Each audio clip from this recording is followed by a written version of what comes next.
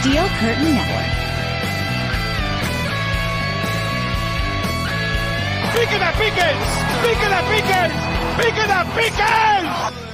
Pittsburgh Steelers fans, what's going on? This is Jeff Hartman, one of the three hosts of the Steelers Preview Podcast. We are previewing a regular season football game. Yes, it is here finally.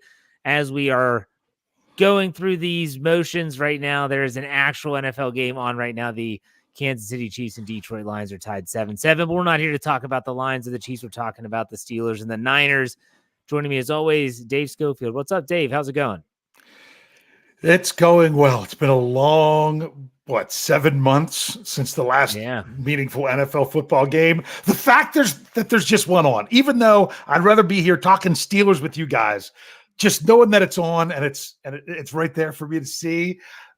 It's just a great feeling. It just makes me even more excited for Sunday. I'm so glad that the Steelers are playing Sunday at 1:00, that we don't have to stick around and watch a ton of NFL games waiting for the Steelers to play. The way God intended. Isn't that what you always say? That's Dave? right. NFL game, 1:00 on Sunday when God intended football games to be played. Bryan Davis. What's up, Bryan? How's it going? It's going great, guys. And this is what we do. This is what we plan for. This is why we exist this weekend. And there's nothing sweeter than opening weekend. Well, this is why Steel Curtain Network exists. I was going to be like, wow, Brian's getting deep and philosophical.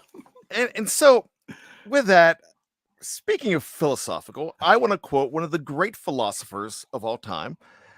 Something that came out about 40 years ago. This quote came out 40 years ago. I would like to quote the great Lawrence Taylor, other known as Mr. T, when he says, "No more jibba jabba."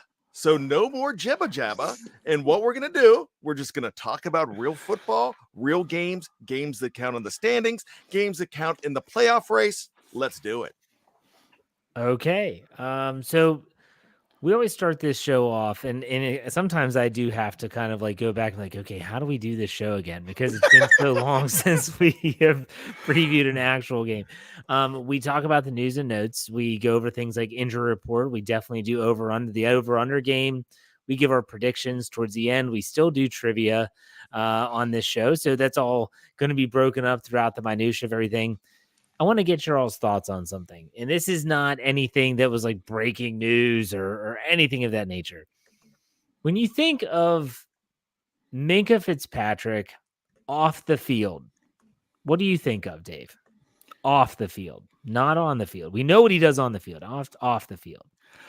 I always felt that he was pretty soft-spoken. Mm-hmm. That's what he just seems more like a mellow, soft-spoken guy, not to the extent of Troy Polamalu, but more in that mold than somebody like name any diva wide receiver you want to choose in that. Sure, yeah, in that category. Okay, no, not a bad answer. There is no wrong answer either. Bryan, what about you? When you think of Minka Fitzpatrick, what do you think about? Throwback. I think of a guy that is more comfortable talking about the way it was back then. I feel like a guy that's a traditionalist, and here goes my final thoughts. My final thoughts were Minka Fitzpatrick and what he did with the logo in the locker room. That's where I'm going. So all I'm going to say is this is a guy that cares about culture, and this is a guy that cares about team and respecting the game and respecting life. So yeah, I think a whole lot about this guy. Okay, so for those people, the reason why I asked this was what Bryan kind of alluded to. So in case you didn't see the news, I guess it would say you broke on Twitter right after practice. The media's in the locker room, and Minka Fitzpatrick in the middle of the Steelers locker room is a giant Steeler logo. Okay, it's just the hypocycloids. It's glorious. And so all Minka Fitzpatrick, he was sick and tired of seeing people stepping and seeing footprints on the logo. So he went and got those like partition posts that can connect. They have the little retractable belt, looks like a seat belt, and they connect. And he put them all around the logo so that no one would walk on it.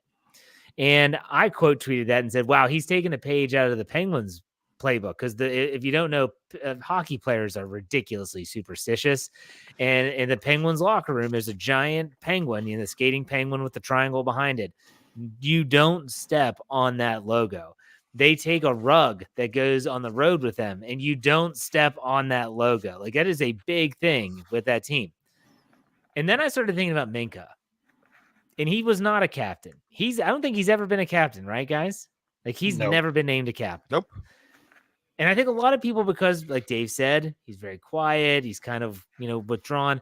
Most people don't think that he's like a leader. To me, this move that he did in the locker room, this move was akin to the shut the music off when Mr. Rooney is in the locker room.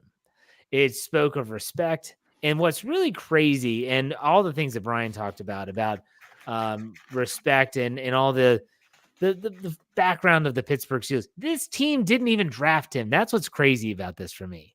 Like, Minka wasn't drafted by the Steelers. Now, the Steelers valued him because they went and traded a first-round draft pick for him. But, Dave, when you saw this, I know you saw it. Yep. What were your thoughts?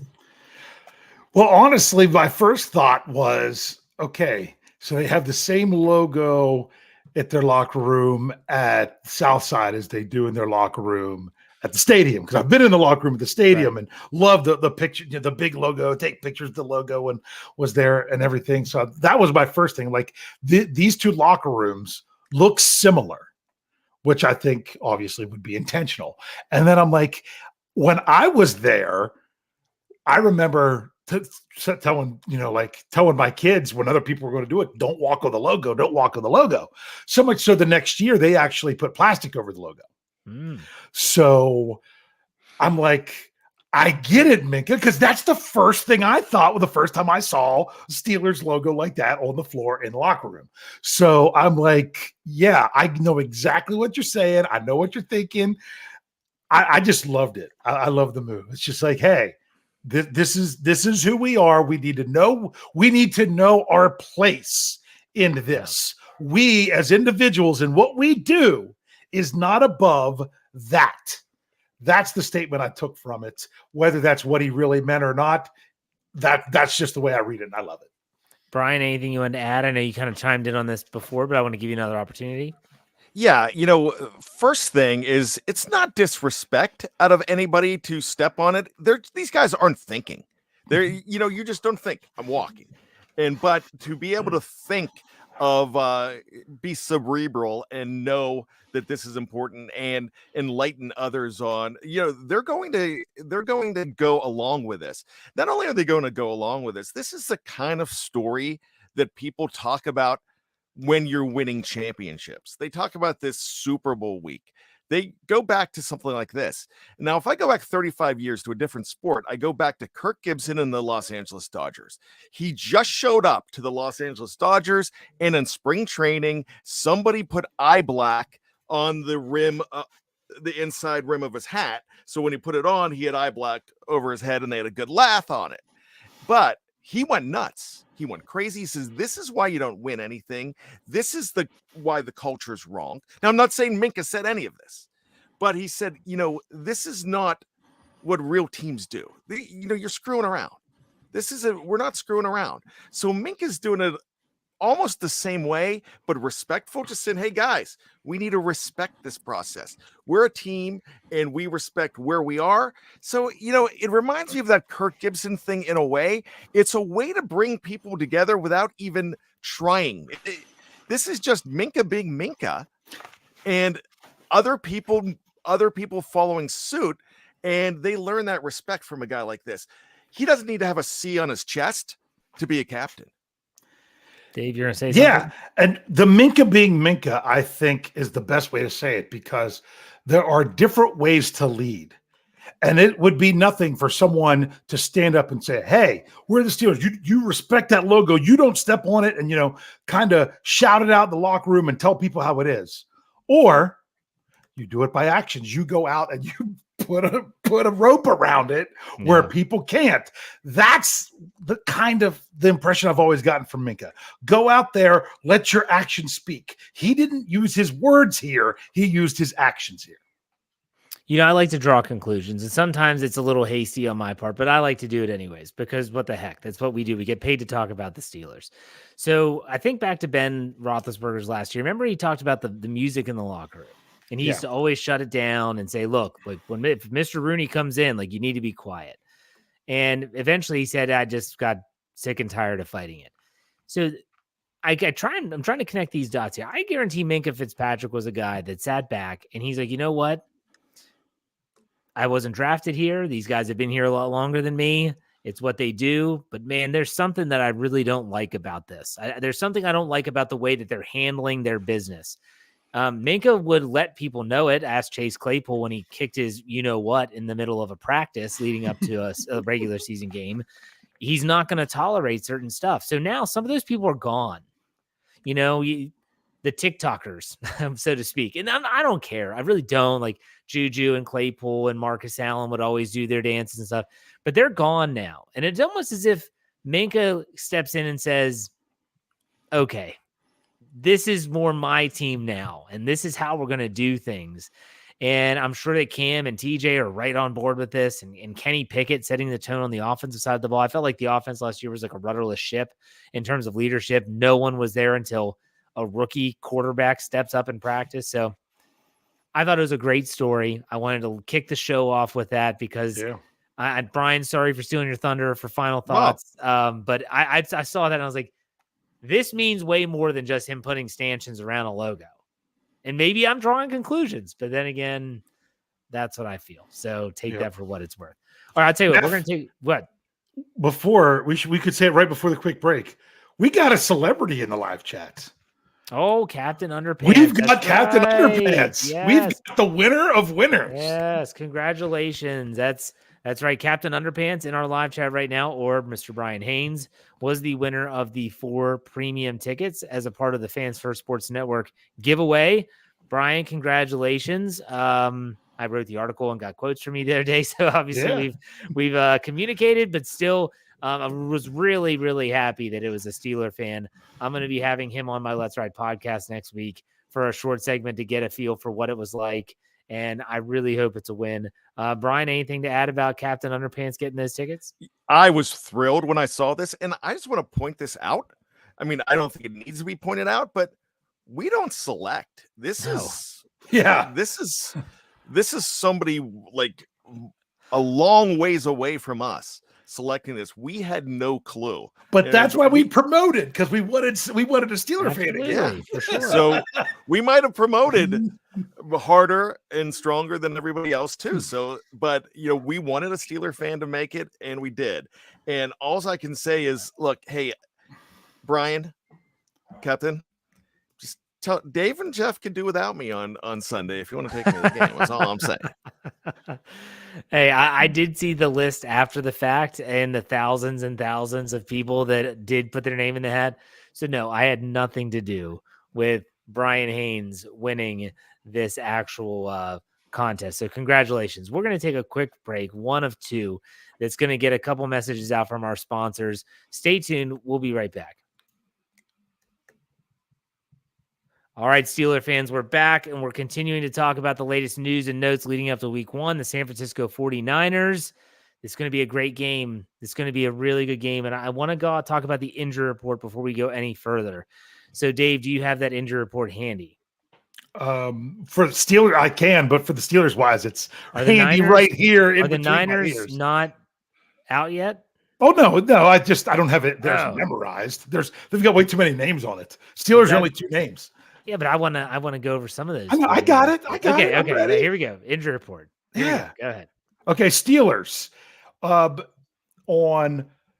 can tell you for what their Wednesday was. Wednesday was just too limited. It was Cam Hayward, not injury related. Larry Ogunjobi with a foot. There we go. I'll get that out right.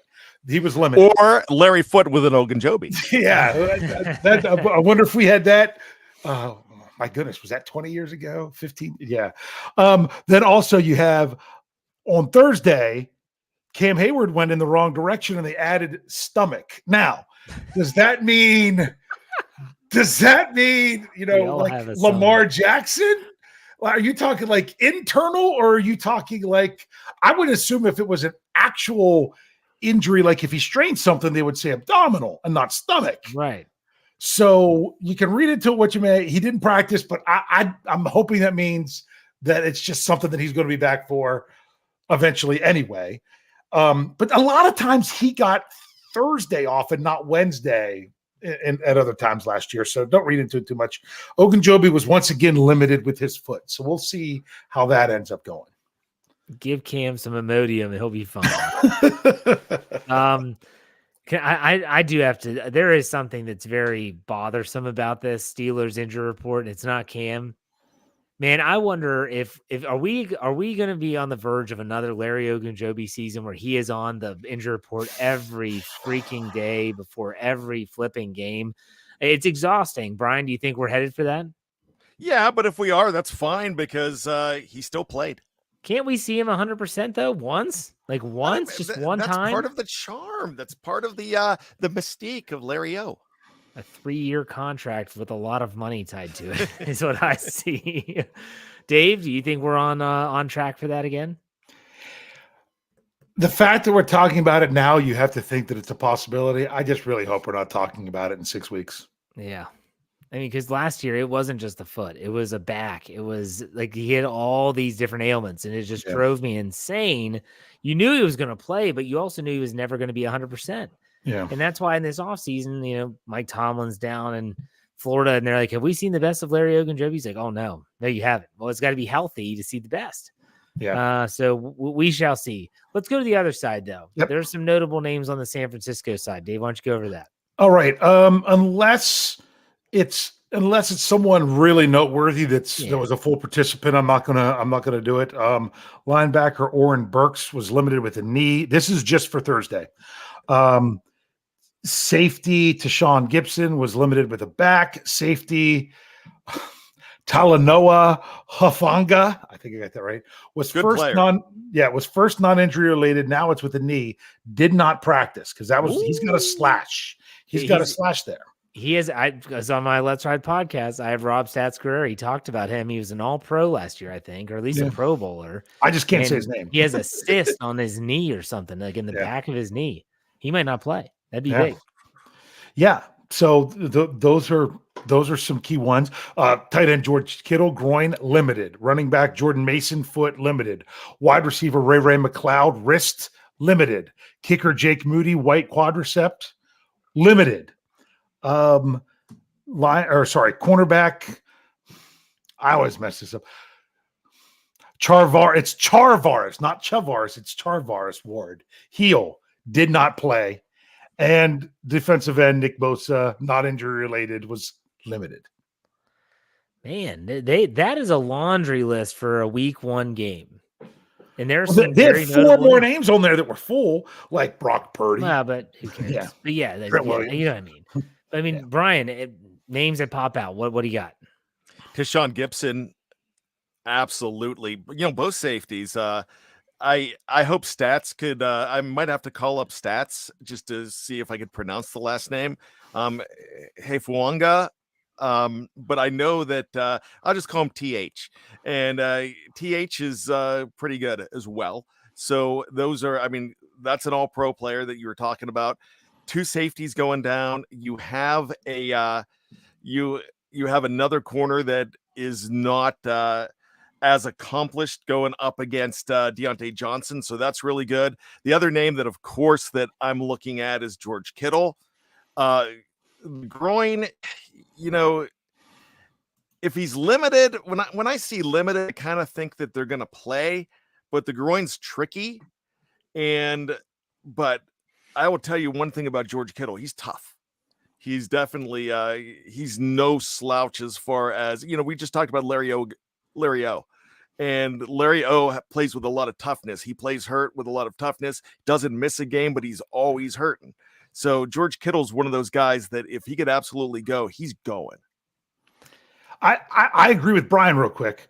Sure. But the question with Kittle isn't if he's going to play as much as how effective is he going to be based on the injury. Or could this linger if he plays and aggravates it? It's the same with Travis Kelce on Thursday Night Football. I guarantee if it's a playoff game, he's playing. Yeah. But it's not. It's week 1. The one thing you don't want to do. It's a non-conference opponent. Right. So the one thing you don't want to do is you don't want to have one of your very important players, in Travis Kelce's case, a star player, go out on the field, aggravate an injury, and now all of a sudden it's a 3, 4, 5 week injury and not just maybe hey, let's sit out one and we'll get you back in week 2. That's something to consider. We'll see how it goes. I want to get this super chat up here. Tom Miro, or Tom Plays Games, gave us $2. Happy New Year. Go Steelers. Have to watch the game. Yes, we will watch the game, and we will be back after the game on Sunday for the post-game show, so make sure you check it out. I do want to say there's a lot of people that watch on Facebook or on YouTube who have asked, where's the Know Your Enemy podcast? Because we used to have that on Wednesdays. That was Jeffrey Benedict and Shannon White. They would get a guest sometimes. And so I have absorbed that into my Let's Ride podcast weekly schedule. Check it out tomorrow morning, Friday morning, anywhere you get your podcast by searching Steel Curtain Network or Steelers. Really great podcast with Rob Stats Guerrera and also Jeremy Betts in the second half, where we talk about all things 49ers. Gives you a real good glimpse on the other side. I call it the behind enemy lines with him. And so check that out if you're wanting to get a little bit more information pertaining to the 49ers. So I know a lot of people have asked about that. All right, so there you have the injury report. It's very notable. Let's talk about some keys to victory. What is it going to take for the Steelers to win? Now, Dave, I want you to put yourself in Matt Canada's shoes right now. You're going against a really, really good defense. And you have those injuries that you just mentioned. You also have Nick Bosa back. I love TJ Watt's quotes today about when they asked him about Nick Bosa coming back. He goes, Nick Bosa is going to be a problem because he's going to be fresh. He said his issue will be in weeks 2, 3, and 4 when he is dealing with the soreness and the soft tissue stuff that he's not used to. But it was very telling because he was in that situation just 2 years ago. So, Dave, if you're trying to draw up a plan, like what are some of the things you're focusing on as the Steelers offense going against that defense? Well, Steelers offense going against that defense. Okay, specifically, this is where that infamous B word that Jeff loves to throw out there that isn't always what people think it is, imbalance, doesn't mean that you have to run it as much as you pass it. It means you have to be able to do either one if that is what the game is dictating. So if the defense is really stacking up on the run, you've got to be able to throw the ball effectively. If they're going to drop back and defend the pass, you've got to be able to move the line of scrimmage and run the ball. You've got to be able to vary your game plan. Now, the 49ers are a good enough defense that they could just be like, you know what, we're going to cover it all. Come at us. Then go at them in a variety of ways. The biggest thing, in my opinion, it's been this way for several years now, goes back to Randy Land. I can't believe I just said that, is don't let them know what's coming before the ball's even snapped. Don't tip your hand just in your personnel and your alignment that they know what's coming before the ball's even snaps. Don't be predictable. Yeah, absolutely. Brian, what about you? What is something that Dave didn't mention that if you were on the offensive side coaching, you would be helping to formulate a plan to go against that defense? Yeah, you know what? I like what Dave said, but I'm going to say when they drafted a guy like Darnell Washington, they became less predictable if they use him the right way. I would like to see a 1995 approach with, we still know Najee Harris is the number one guy, but I'd like to see a lot more of Mr. Jaylen Warren as well. So if you can go ahead and spell him in the middle of drives, go ahead and put those guys in, give them an opportunity to just cross them up a whole lot more. So when Dave says be unpredictable and not be predictable, but show some wrinkles that you haven't shown. It looks like in preseason they showed a penchant for the long ball a lot more, but they could afford to go long and go with those plays because you're seeing if everything works. Now, are they going to get conservative all of a sudden? You don't want to do that. So spread the ball around. Nobody worry if there's no 100-yard receiver. But if there's a lot of 30, 40, and 50-yard receivers on this team, then that's a 300-yard passing game for Kenny Pickett, and you're unpredictable because you cannot go ahead and double cover anybody, because if you're too worried about player A, then player B is going to murder you. Let me ask you all a question before I go into something that I just thought of on the offensive side of the ball. How much stock do you put into a player that maybe is new to your team, but might have experience against another team? How much stock do you put into what that player could bring to the room and be like, hey, I know these guys, they like to do this, this, and this. Dave, do you put any stock into that? Okay. So you have a player that was player that's new to your team. Yeah. And they might be familiar with an upcoming opponent. Okay. How much stock do you put in what that new player to your team is giving you in terms of input?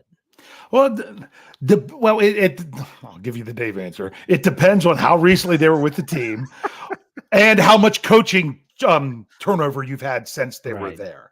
You know, someone coming from the Steelers probably going to have pretty good information because of not a lot of turnover. If you're talking about someone like, I don't know, Joey Fisher coming from San Francisco in their training camp, and now he's on the Steelers practice squad, that's very recent. You could have a decent idea of what's going on there. If you're talking about Ray McCloud with the 49ers, that's probably a little bit too far removed. Bryan, what about you? What do you think about the new player input? We'll call it a portal. Sure. Well, Allen Robinson was just on the Rams. So he was facing off against the 49ers for at least 2 seasons.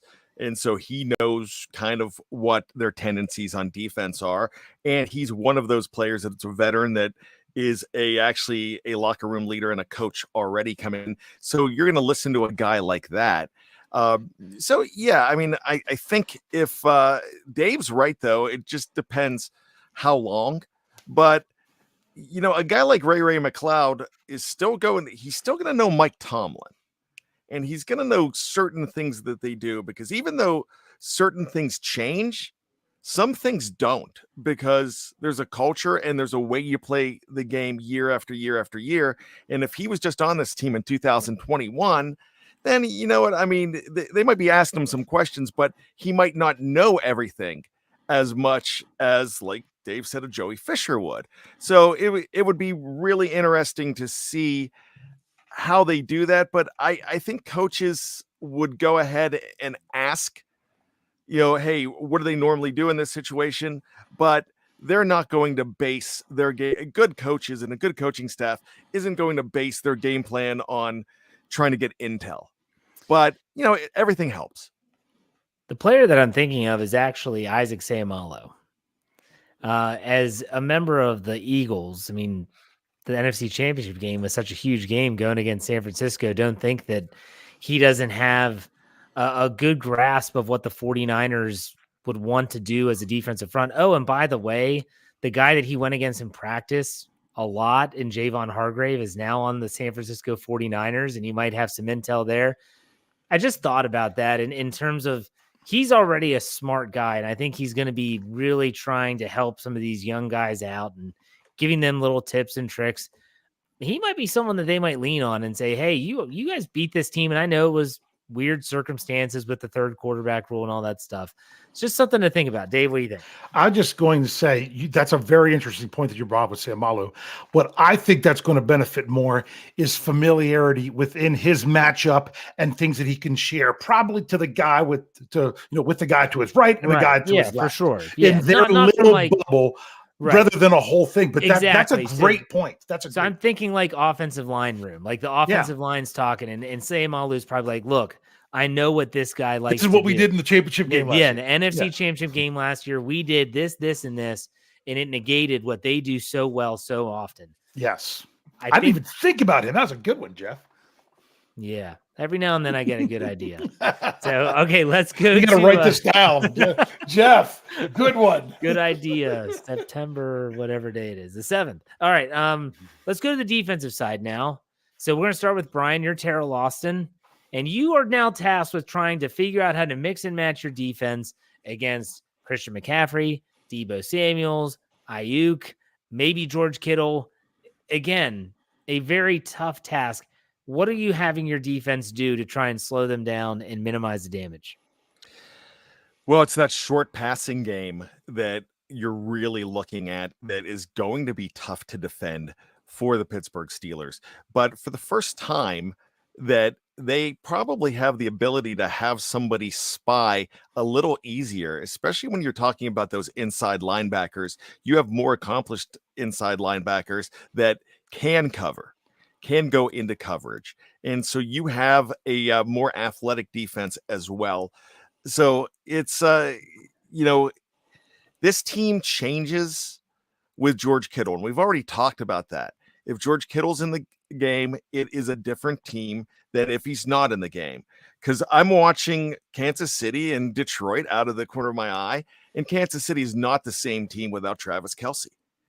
And I think when you have a tight end that is not only physical, that is able to go ahead and try to neutralize, or would be more successful at neutralizing a guy like TJ Watt than a whole lot of other players, and who's capable of going down the middle and just killing you with that 10 to 15 yard catch and then yards after the catch, then you've really got to you've really got to be concerned with that. So you do have an athletic defense that you can spy and you can also cover, but you've got to really put a lot of pressure, find a way to put pressure on Brock Purdy.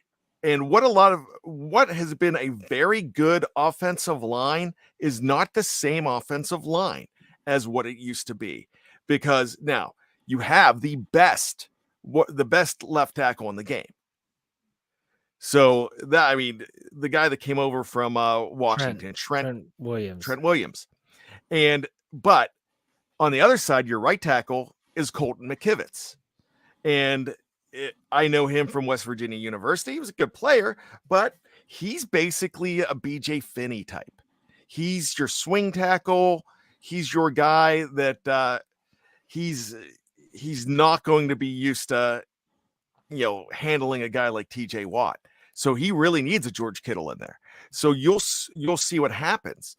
But if you can just put a lot of pressure, and I know this is the backup quarterback, Sam Darnold, but if you could make Purdy see ghosts too, then, well, you know what? You're in a situation then when you can really rattle a guy that hasn't had a chance to be rattled because he had a better offensive line last year. Great point about Kittle with the help, because that right tackle is going to need help. I mean, if they try to put him on TJ one-on-one, that's going to be a recipe for disaster. Good points. Dave, what about you on the defensive side of the football? Well, my brother said something really interesting on Scobro that got me thinking. He said that whichever defense succeeds more at getting the second-year quarterback off his game is going to win the game. And to me, the best way to get to Brock Purdy isn't just hitting him and sacking him all the time. It's to take away his Binky, Binky McCaffrey is that should be his nickname, because that's what he is to a quarterback. He's that what you don't like that, Brian? I like that. I like that a lot. Okay, it's that thing that you go to, you turn to. It's soothing. It's what you need more than anything. When all else goes wrong, that's where you go. So if you could minimize, if you could take if you take away McCaffrey, you put more pressure on Purdy to perform. So that's what I would really like to see the Steelers be able to do. So again, I was listening to some of the player availability with the Steelers locker room, and Patrick Peterson, who I really enjoy listening to hear him. I love listening to him talk. I mean, he's genuine. He's very thoughtful when he speaks. He answers questions thoroughly. He's not just pushing, moving guys along. He made a comment that made my ears perk up, basically stating that the 49ers have some tells. and they're ready to exploit them. And I'm like, oh man, we always talk about Mike Tomlin teams and their defense having 2 weeks to prepare. This is interesting. Are there some tells? It kind of reminded me of, does anyone remember the tell that Ben Roethlisberger once had? His mouthpiece. So he'd go into the huddle and he would call the play with his mouthpiece out. And if his mouthpiece was still in his helmet, it was a run play. But if it was in his mouth, it was a pass play. That's right. It was like 2004, 2005, like that. So yeah, I'm not sure if it's that simple, but still, there's been quarterbacks that if their foot is a little bit further back, it's a run because they're trying to get a step on, turn and pivot or whatever. I'm interested in that. That's very telling, pun intended, for this upcoming matchup. But it's going to be a really good game. I really am looking forward to this one. We're going to take a quick break. If you're watching, Dave, you want to say something before the break? I was going to clean up just a couple things from the live chat right before the break. I knew we were going. Okay. Gavin asked, don't they have Mike McGlinchey? He ended up in Denver. So he's not on their offensive line anymore. That's why Brian knew exactly who they had there. Someone asked earlier, what is the weather for Pittsburgh on Sunday? As of right now, it's 70% chance of thunderstorms, 74 degrees. And this is a quick thing for Brian. Somebody asked about the if the Q&A is going away or being moved. You know what? I do have I had a conversation with Jeremy Betts, and so he is going to start a mailbag because the Q&A is now going to be on YouTube around 7:30, 8 o'clock in the morning on Saturday mornings, so we can get that out. But he wants to do a mailbag, so he has some questions ready in case some of you aren't up or had too much icy light the night before.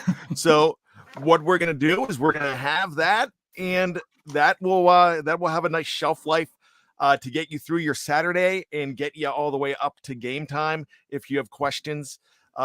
Because you know what? If we do it on Sunday night, well, the game's already over. And then you're asking questions about next week, and but we don't want to put that on Sunday night. We've got a post-game show to do. Yeah. So with that being said, we're going to have it. It's not going away. We are keeping it. It's being repackaged just a little bit. And I've noticed though before that when you get that little buzzer that says, hey, there's a Steel Curtain Network show on, it doesn't matter what time. Now, you'll get on. When I did bad language, I had people on the West Coast yelling at me, but they'd still come in the live chat. They'd still come on. It's like, why'd you make me get up early? So that's what we're going to do. We'll make you get up early, but we love the fact that you're here. Do you think it's as exciting as when you used to go to a restaurant and they'd give you the little disc and say when it buzzes, your table's ready and your buzzer goes off? Oh, like, yeah. At the movie at our movie theater now, if you get food there, they give you the little buzzer and you're in the movie and you're like, oh yeah, it's not even the previews yet. That's almost Pavlovian because when you see it, you're just like, yes. I mean, I have stared at it before, and my son, we've looked at it both and go, come on. Flash, come on. Yeah. All right. This is and Afton, yes, that is Eastern time. Yes. This is okay. I did not steal that from, I did not see that. Afton said it is rather Pavlovian, Jeff, but I said that before she wrote that. There you go. All right, now we're going to take a quick break. If you're watching live on Twitter, Facebook, YouTube, we're not going anywhere. On the audio form, we'll be back right after a word from our sponsors. All right, Steeler fans, we're back, and it is time for my favorite segment of the week. I did not forget this segment, and that is the over-under segment, the segment where I think of this week six different over-unders, and these gentlemen, including myself, we all take a stab at whether it's going to be over or under for the upcoming game. Dave, you are keeping track, yes? Yep, I will keep track of these. I got the handy-dandy notebook ready to roll. All right, awesome. Let's get this started. We're going to start off in the sack department. Pittsburgh Steelers sacking San Francisco 49er quarterbacks. We'll assume that's Brock Purdy. I have the line set at 3.5. 3.5 team sacks again. This is not like just Trent Jordan. This is the whole team. So we'll start with you, Brian. 3.5, over or under? I'm going to go 3, so we have to go under. Okay. Dave, what do you think? I don't know why I thought I thought you were going to go line of 4.5, which would have put me under. But for this one, I'm going over because I'm going 4. Okay, I am thinking under at 3. I think they are going to get a Purdy, but it's not going to be a lot. They like to get the football out of his hands quickly. It's going to be tough, I think, to get him. I hope I'm wrong. Now let's go to the other side, and that is San Francisco sacks of Pittsburgh quarterbacks. In this case, we'll say Kenneth Shane Pickett. We're setting the same line at 3.5. Brian, over or under? You know what? Crap. I'm actually gonna say 4. I'm gonna say over. I don't think it's going to kill them, but I think they're going to be able to get to Pickett because I'm thinking Bosa, like you said earlier, he is not going to be having those soft tissue problems, and I think he's going to get to him twice, just like we saw TJ Watt do against Buffalo. All right, Dave, 3.5, over under. I agree with Brian I think Bosa could get to him twice, but I don't know that anyone else is going to get. I don't know that the rest of the team's going to total 2. I'm going under with 3. Took the words right out of my mouth. I'm going under with 3 as well. So I have under on both of those, actually. Yeah. All right, let's go to some individual player statistics here. Deontay Johnson receptions. Deontay Johnson receptions. I have it set at 6.5. 6.5 receptions. Brian, what do you think? I'm going over. Okay. Dave. I think he's the guy for them. Sorry, I just think he's the guy for them. For sure. Dave, 6.5. Although he's the great guy for the short game, and I could see them. I'm glad you said receptions and not targets. Right. Because targets would have been a whole different thing. If there's a chance that it's going to be rainy and everything, I'm going to say under. I'm going to say it's either 5 or 6. Over with 7 is what I'm going with. Over with 7. All right, let's go with George Pickens. Total yards, 65.5. Brian, 65.5. What do you think? Oh, that's so juicy, Jeff. You're back in you're in mid-season form. Look at that. I'm going to say over. Okay, I hope you're right, Dave. I hope he's right too, but that's a lot. But he could get over half of that on one catch. Mm-hmm. That's the thing. You know what? Brian and I have been the opposite so far. So we've got to agree at some point. So I'll say over. DJ might get the receptions, but Pickens is going to get the yards. I've got over. So you said that was 65 yards? 65.5. 65.5. Okay. Yes. So I said over. You know we've got to bring up Kenneth Shane Pickett. My gosh, we haven't talked about KP8 yet this entire show, really.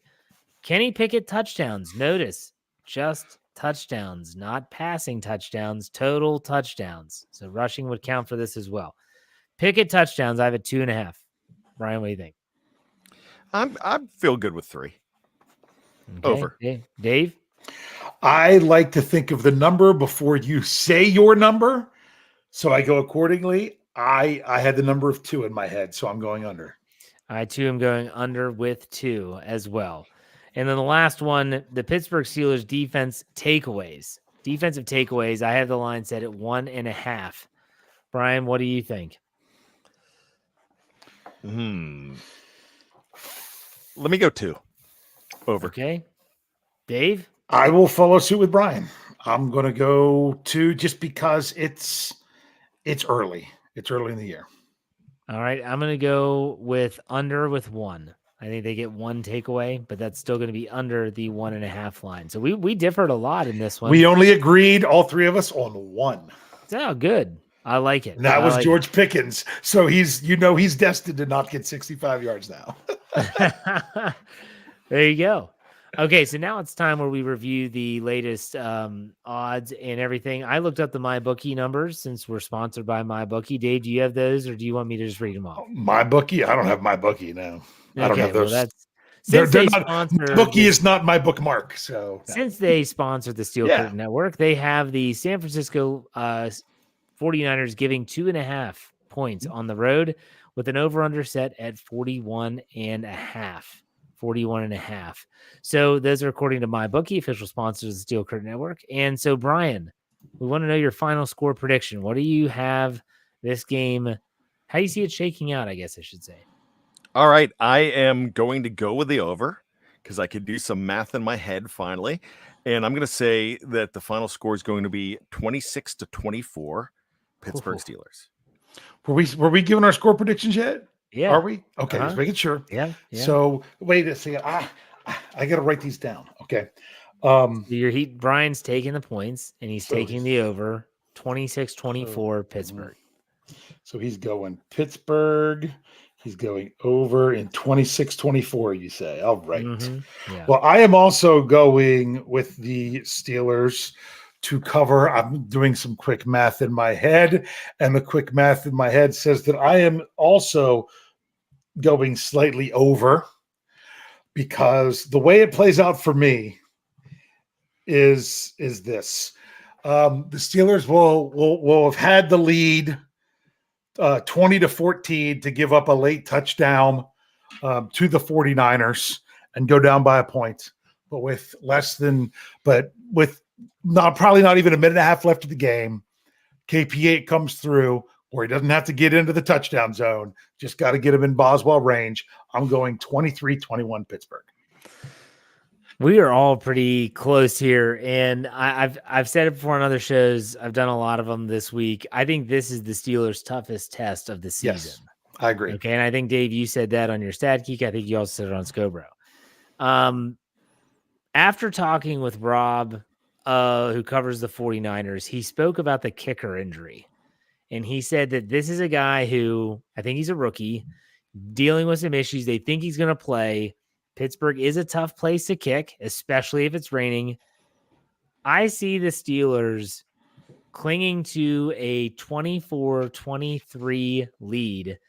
The 49ers get in field goal range and the kick sails wide and the Steelers hold on to win 24-23 in what might be a classic game. Like it could just be one that we always talk about and remember, and really interesting stuff. So I hope you make sure you check out Let's Ride, but also 24-23 Steelers. So I've got the over. Steelers getting the points for sure.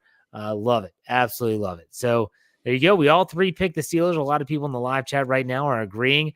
Some people are saying Steelers win in overtime. That would be, I really would not like that for my cardiovascular health, but other than that, and I knew I was going with this number on Tuesday, and Sherry threw out that same number. I'm like, oh, Sherry, you're just gonna have to wait till Thursday. So she did, and we had the same we had the same prediction there. All right, do you both have trivia tonight? I indeed do. Okay, because you know I do. So when you're asking if you both have it, that's I really just mean does Brian have it? Okay, Brian, go ahead. All right. So the Pittsburgh Steelers are playing the San Francisco 49ers. They have played before, and they have played on opening day before, but that's not what my question is all about. My question is, they shared a quarterback at one point, a quarterback that left the Steelers to go to San Francisco and had some of his best years as a 49er quarterback, including a 5-1 record in 1991. Who is this quarterback that played for both the Steelers and the 49ers consecutively? Played for the Steelers and the 49ers. I have no clue. I'm literally trying to think about this. I can't. The thing is, I don't know if it's, oh my goodness. I'm thinking of just quarterbacks and everything in general, but I can't think about if they, what era they were with the Steelers and if they went on anywhere. Early 90s. Who would it be? Early 90s. That would have, you said, when did he start in San Francisco? He actually started in San Francisco. He went to San Francisco after the 1988 season. So he played for the Steelers in 87 and 88. In 89, he started, but had a 5-1 record, replacing Joe Montana, and Steve Young. He replaced those guys, and he also replaced players in Pittsburgh as well, especially in 1987. Oh, it was a replacement. Okay. Who was that? But Jeff? not a slouch. Not a slouch. It's a guy you know. Wasn't that? The only person I can think of that I don't remember him being a Steeler, but the only person I can think of that followed up Montana and Young, wasn't it like Steve Bono or however you say it? It is indeed Steve Bono. Was he with the Steelers? He was the replacement quarterback for the Pittsburgh Steelers in 1987 during the strike. I do not remember that. Yep. Yeah, I knew that when you said he was the quarterback that replaced after Montana and Young. That's the only reason I knew that. He resurrected his career with the Pittsburgh Steelers. There you go. Good stuff. All right, Dave, your turn. All right. The Pittsburgh Steelers. Jeff loves talking about it. When's the last time they opened up at home? What happened? Oh, Antonio Brown kicked a punter in the face. Yeah, it's been a really, really, really long time since the Steelers had their week 1 game at home. So what does the NFL do to the Steelers when they do that? They put them at home the first 2 weeks. When's the last time the Pittsburgh Steelers opened up at home the first 2 weeks of the season?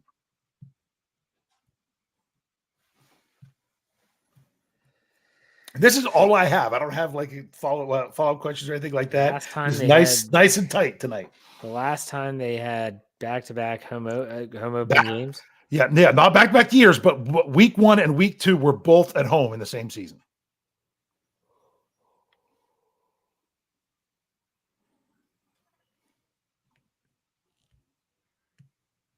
I don't remember. I know, oh my gosh, this is going way back. I know 97, it was Dallas and then Washington because I was at one of those games. I'm going to go ahead and say, let's see. Wait, 90. No, it wasn't 95. Yeah, I'm going to go with, let's just go with 87. 87? Yeah. Why didn't you go with 97 like you said? Because that was the right answer when it was Dallas. Oh, it was. That's what I meant. I meant to say 97. I was going to say. I was like, don't go further back. You already pulled it off with 97. You were exactly right. They opened up. They lost to Dallas 37-7, and then they beat Washington 14-13. And that I was at 97. the Washington game. Yep, and that's the last time they opened up with their first 2 games at home. So that was at Three River Stadium. They've never done it at Heinz Field / Acrisure Stadium. Nice. Good stuff. Really interesting stuff. All right, let's do some final thoughts and call it a show. Brian, you can go first. All right. My final thoughts are this. This is what we've been waiting for. This is why we all get together here. And this is why Steel Curtain Network exists. So we can talk about the dawning of a new day. And this is to me, this is the beginning of the Christmas season. To me, this is my version of Black Friday. It's okay, you have Thanksgiving, it's there, and now let's get started. The silly season begins, the fun begins, and this is what it's all about. Stick around here with Steel Curtain Network for all of your Pittsburgh Steelers needs. We're going to have so much more. We're going to have so much fun. And remember, Jeff has somebody from the 49ers tomorrow. We have access, now that we're Fans First Sports Network, to so many more voices. And we're going to be bringing those to you. So enjoy this season. It's going to be a special season for the Pittsburgh Steelers, and it's going to be a special season for us here at Steel Curtain Network and Fans First Sports Network. Thanks for being on the ground floor with us. Very good. Dave Schofield, final thoughts. All right. Well, I want everyone to know, because this is your last chance where we'll be able to say it live. I'm going to try to put it in the live chat. It didn't work last week. It worked on Scobro, so we'll see.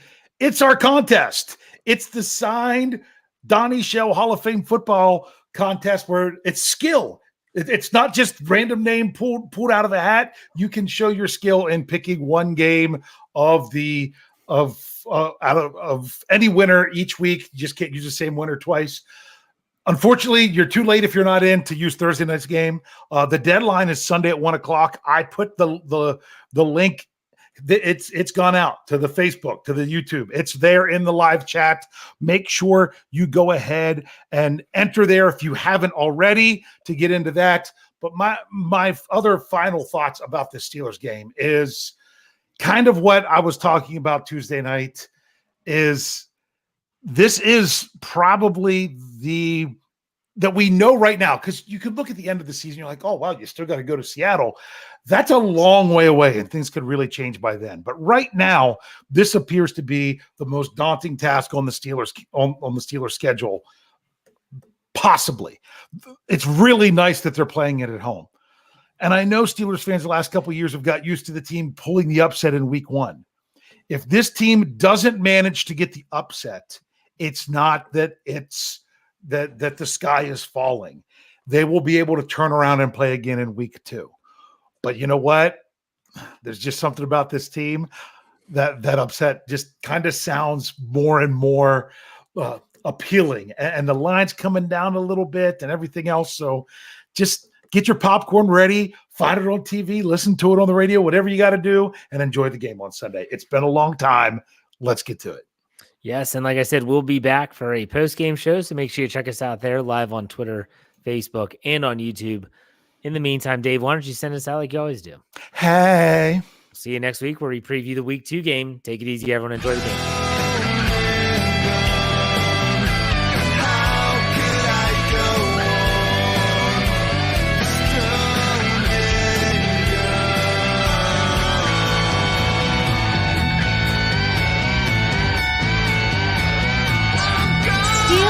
Network. Get it. Everybody else gets a little tight.